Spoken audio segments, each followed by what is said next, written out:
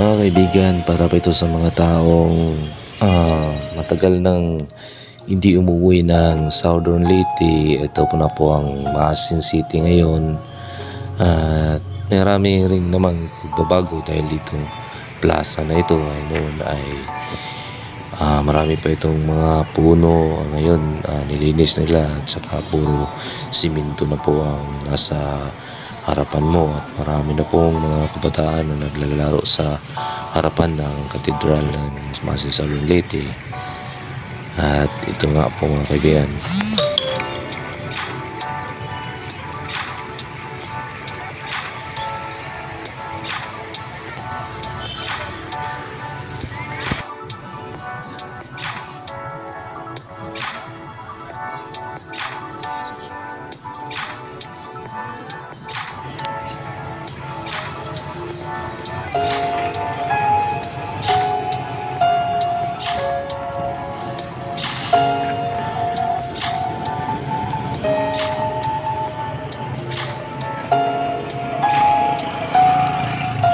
ito po mga kaibigan ang Bypass Road Project.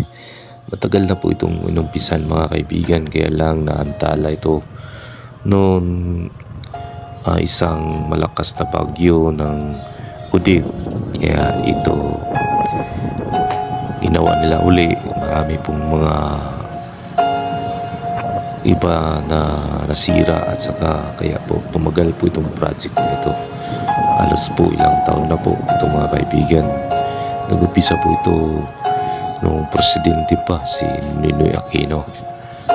Ito po ay napakalaking tulong ito sa mga tao na tumitira dito sa gilid ng bypass. Kaya mga kaibigan, nagpapasalamat po tayo sa ating gobernador. Ayan, mga merkado, dahil po ito mga kaibigan ay nabigyan po nila ng mga tao na hindi mag-alala sa tuwing lumalakas ang alon dito sa Maasin City. Ito po napakalaking problema nila noon pa.